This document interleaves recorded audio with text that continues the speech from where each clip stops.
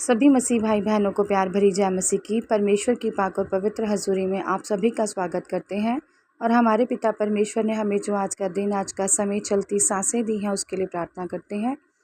Hallelujah, hallelujah, hallelujah, hallelujah. धन्यवाद, धन्यवाद, धन्यवाद, धन्यवाद, धन्यवाद।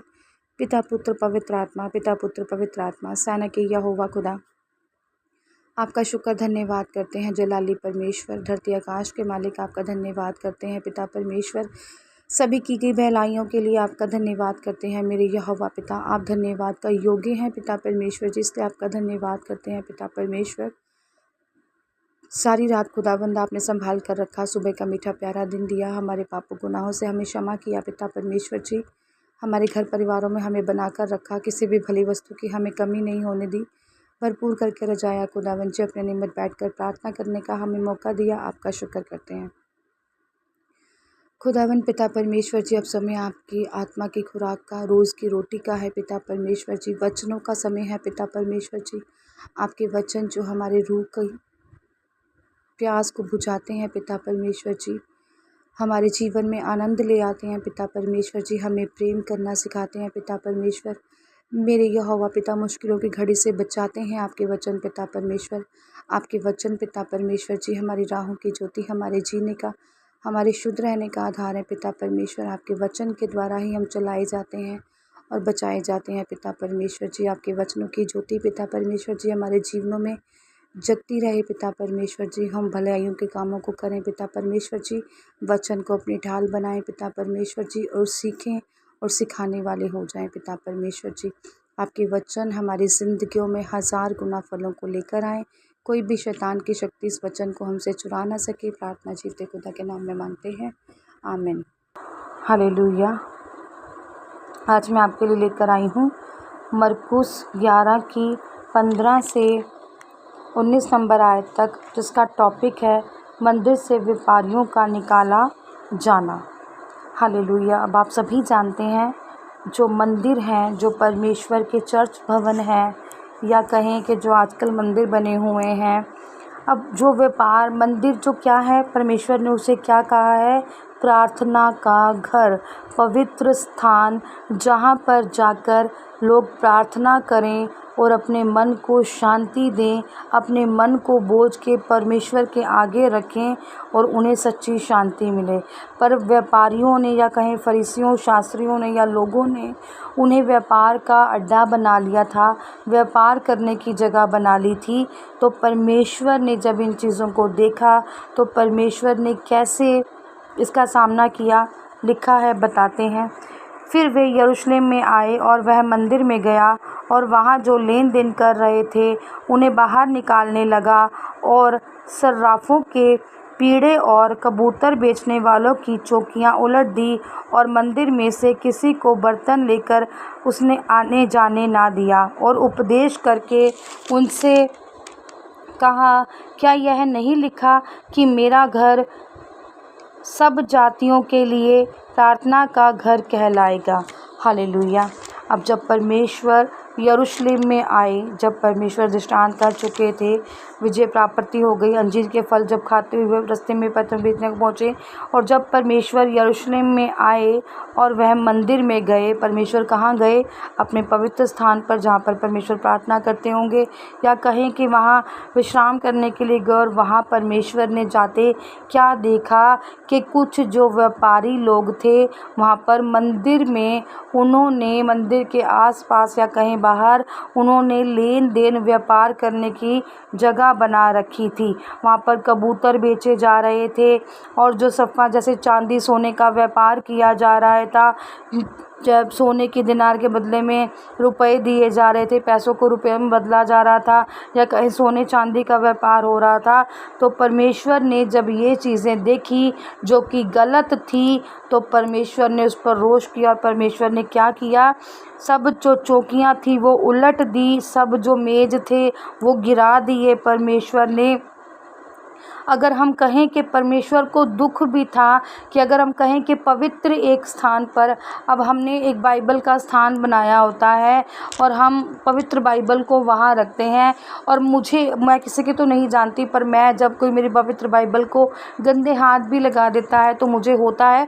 अपने अपने मन की बात है, आप सब अपने मन की उसे चलते होंगे, पर मैं इसका थोड़ा ध्यान अपनी तरफ से ज़्यादा रखती हूँ कि मैं गंदे हाथों से टच नहीं करती। अगर मेरे बच्चे भी छू होते हैं तो मैं उनको भी समझाती हूँ। तो ऐसे ही परमेश्वर ने जब पवित्र स्थान को व्यापार की जगह में व्यापार करते हुए देखा होगा वहाँ पर, तो परमेश्वर को भी थोड़ा सा गुस्सा आया होगा और परमेश्वर भी उत्तेजित हो उठे होंगे।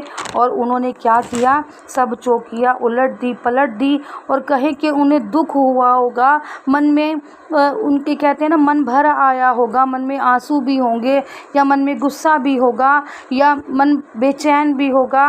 तो परमेश्वर ने क्या किया, ये सब तख्तो ताज उनके क्या कर दिए, पलट दिए, और उनसे बड़े ही दीन नर्म होकर कहा, या कहें कि परमेश्वर ने रोते हुए कहा होगा या गुस्से में कहा होगा उस टाइम पर कि क्या नहीं लिखा, क्या तुम नहीं जानते, क्या तुम्हें नहीं पता कि जो परमेश्वर का घर है, परमेश्वर ने क्या कहा है कि मेरा घर सब जातियों के लिए प्रार्थना का घर कहलाएगा। कि अगर जो चर्च भवन बने हैं या तुम जहाँ पर बैठकर प्रार्थना करते हो वो क्या कहलाएगा, प्रार्थना का घर।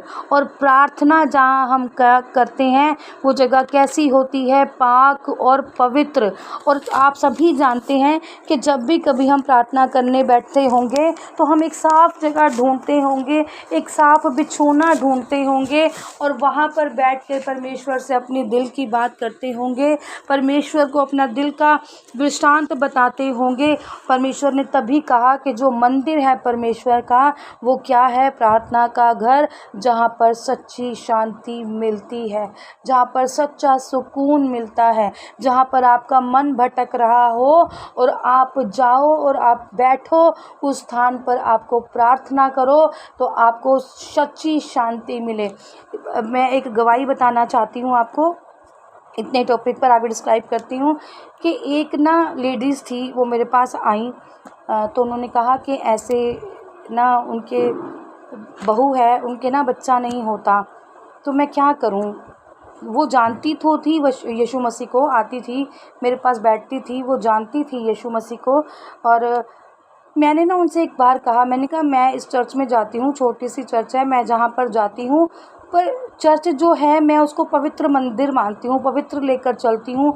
मैंने कहा मेरा ऐसा विश्वास है कि आप चर्च में जाओ और उस स्थान पर जाकर बैठो, और पास्टर जी तो वहाँ पर होंगे, आप उनसे तो प्रार्थना कराना ही कराना, पर उस पवित्र जगह पर जाकर जो हमारी चर्च है, जहाँ पर हम सब बैठकर प्रार्थना करते हैं, परमेश्वर की आराधना करते हैं अपने दुख, और हम ये नहीं कि सिर्फ संडे को ही वहाँ पर जाकर प्रार्थना करते हैं, कभी भी हमारा मन कर देता है। हमने चेन सिस्टम भी बनाया हुआ था, हम हर किसी के लिए वहाँ पर प्रार्थना करते थे जो भी दुखी बीमार होता था।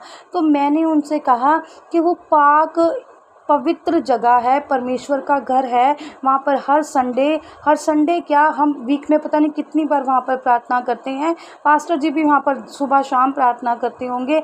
मैंने कहा मेरा ऐसा विश्वास है कि आप उस पवित्र जगह पर जाएं और प्रार्थना करें तो आपकी मनोकामना जो है वो ज़रूर पूर्ण होगी। और सच में आप यकीन मानिए कि वो लेडीज़ कहने पर वहाँ पर गई, उसने पास्टर जी से भी प्रार्थना की और ख़ुद भी उस पाक पवित्र जगह पर प्रार्थना की, और आज उनकी जो बहू है वो प्रेग्नेंट है।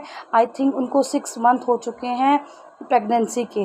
और ये आज मुझे ये दृष्टांत सुनाते हुए ये गवाही मुझे याद आ गई कि मैंने किसी से कहा था, और ऐसी ही उम्मीद परमेश्वर की भी होगी, वो भी उस जगह को पाक और पवित्र मानते होंगे और वो चाहते होंगे, क्योंकि परमेश्वर के कलाम में भी यही लिखा है कि तुम जो मेरा घर है उसको क्या कहो, प्रार्थना का घर वो कहलाएगा।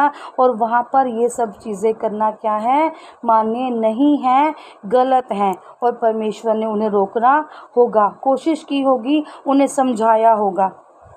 लिखा है, पर तुमने इसे डाकुओं की खो बना दिया। कह रहे हैं ये पाक और पवित्र जगह है और तुमने इसे क्या बना दिया, डाकुओं की खो, मतलब व्यापार करने की जगह बना दी तुमने इस पर। मतलब कहते हैं ना कि डाकुओं की खो, जहाँ पर लूटपाट का सामान लाया जाता है, कि ऐसे तुमने इसको क्या कर दिया है, पाक पवित्र जगह को तुमने क्या कर दिया है, निरादर किया है इसका, तुमने इसे डाकुओं का अड्डा बना दिया है। हालेलुया। यह सुनकर प्रधान याजक और शास्त्री उसके नाश करने का अवसर ढूंढने लगे। अब जो प्रधान याजक और शास्त्री थे वो तो चाहते ही थे कि प्रभु परमेश्वर पर कोई उंगली उठाया जाए, कोई ताना कसा जाए या उन्हें गलत कहा जाए। उन्हें तो एक मौका मिल गया और कहने लगे कि तुम कौन होते हो हमें ये सब कहने वाले, क्योंकि वह उससे डरते थे, इसलिए कि सब लोग उसके उपदेश से चकित होते थे। अब परमेश्वर जो उपदेश देते थे सब हैरान होते थे, क्योंकि वो ऐसी ऐसी बातें सुनाते थे, ऐसा ऐसा प्रचार करते थे, ऐसा ऐसा दृष्टांत देते थे कि सब हैरान हो जाते थे।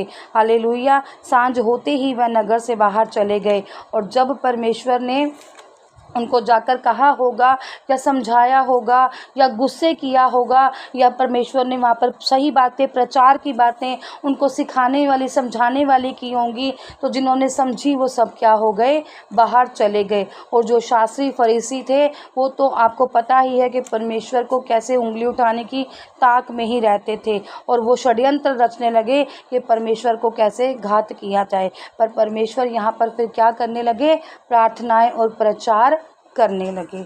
हालेलुया।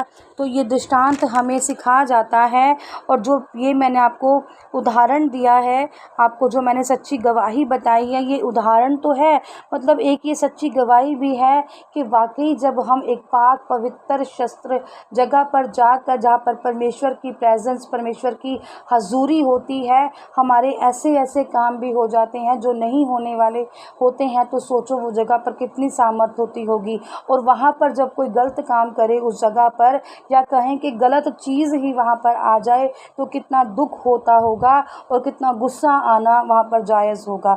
ऐसा ही प्रभु परमेश्वर के साथ भी यहाँ पर हुआ, और परमेश्वर ने अपना वो गुस्सा, या कहें कि अपना वो दीनता स्वभाव दिखाया होगा, और नर्मता दिखाई होगी या गुस्सा दिखाया होगा। परमेश्वर को वो गलत लगा, और परमेश्वर ने उनसे जाने के लिए कहा, और लोगों ने बातों को समझा भी और वहाँ से चले भी गए। प्रार्थना करते हैं। हालेलुया। सर्वशक्तिमान सेना के यहोवा खुदा, आपका शुक्र धन्यवाद करते हैं पिता परमेश्वर जी, आप जलाली कृपालु दयालु परमेश्वर हैं। खुदावन जी, आज हम प्रार्थना करते हैं पिता परमेश्वर जी उन बहनों के लिए, खुदावन पिता परमेश्वर जी जिनके मन में शांति नहीं बल्कि अशांति है पिता परमेश्वर जी। किसी को जो घर में पिता परमेश्वर जी किसी के बच्चे जो उन्हें परेशान करते हैं खुदावन जी, या कहें कि गलत संगति में पड़ गए हैं पिता परमेश्वर जी, या उनके दिमाग पर किसी प्रकार का बोझ है पिता परमेश्वर जी, कम सैलरी को लेकर पिता परमेश्वर जी, या अपने घरों पर कम बरकत को लेकर मेरे यहोवा पिता, मेरे जिंदा परमेश्वर जी, या अपने बच्चों को लेकर पिता परमेश्वर जी उनका मन दुखी है मेरे खुदावंशी जी। आज हम सिर को झुकाकर अपने घुटनों पर आकर पिता परमेश्वर जी हर उस घर के लिए प्रार्थना करते हैं मेरे यहोवा पिता जहाँ पर अशांति का माहौल है पिता परमेश्वर जी। आज सभी परिवार, सभी घर यीशु नासरी के नाम में सच्ची शांति को पा जाए मेरे खुदावन। आज सभी के घरों में सच्ची शांति आ जाए पिता परमेश्वर। सभी के बच्चे पिता परमेश्वर जी आज्ञाकारी हो जाए पिता परमेश्वर। खुदावन पिता परमेश्वर जी सभी अपने माता पिताओं की कहनेकार में रहें पिता परमेश्वर जी, और उनकी बातों को माने मेरे खुदावन। सचमुच खुदावन पिता परमेश्वर उनके कहने पर चलें मेरे यहोवा पिता। मेरे जिंदगी की पिता परमेश्वर ने कहा है जिसके पास मेरी आज्ञाएं हैं और वह उन्हें मानता है वही मुझसे प्रेम रखता है, और जो मुझसे प्रेम रखता है उससे मेरा पिता भी प्रेम रखेगा और मैं भी उससे प्रेम रखूँगा। हालेलुया। सचमुच खुदा पिता परमेश्वर जी आज प्यार, अनुग्रह, दया, आज्ञाकारी वाला जीवन इनके घरों परिवारों में काम करें, और इस वचन के आधार पर इन सबको आशीषित और ब्लेस करें। प्रार्थना जिंदे खुदा के नाम में मांगते हैं। आमीन, आमीन और आमीन।